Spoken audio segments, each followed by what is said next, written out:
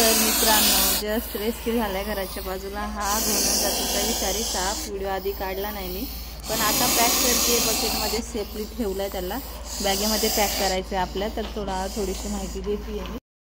तर हा जो आहे ना मित्रांनो एक विषारी साप आहे बरं का, याला कोणी पण अजगर समजू नका। त्याला थोडेसे ना आम्ही तिथे दगड ठेवलेत सपोर्टला, तर तो खाली घुसण्याचा प्रयत्न करतोय। विषारी घोणस साप आहे, इंग्लिशमध्ये रसेल वायपर।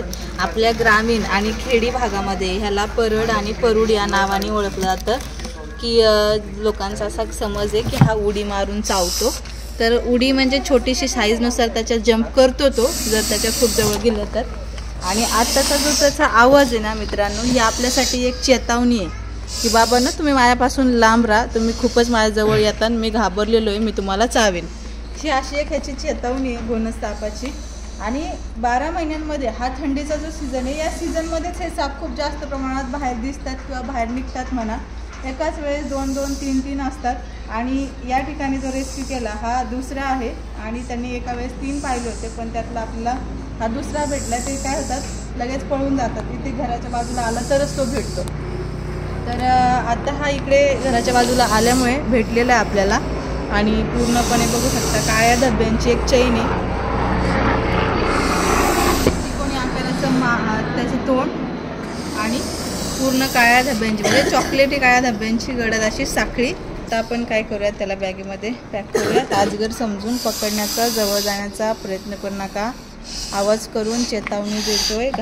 चिडलेला आहे खूप। आपण हात न लावता जशी आपली नेहमीची पद्धत, ह्याला स्टिकनेच बकेटमध्ये टाकला। आता बकेटमधून त्याला बॅगेत टाकते मित्रांनो।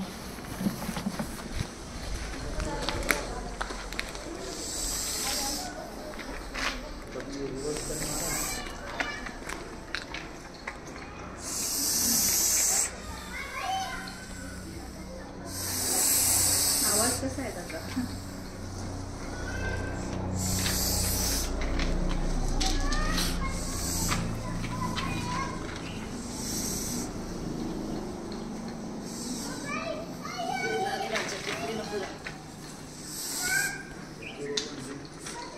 मोठा आहे, तिथे पाणी गळते।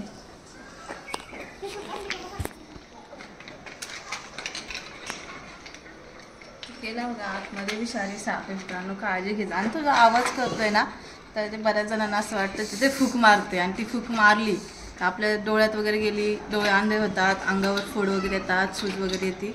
तर असं काही नाही, तो त्याचा आवाज आहे आपल्याला चेतावणी देण्यासाठी। ती फूक वगैरे काही मारून त्याचं काही रिॲक्शन नाही होत, ती फक्त एक ऐकलेली अफवा म्हणा, एक अंधश्रद्धा आहे, बाकी तसं काही नाही होत।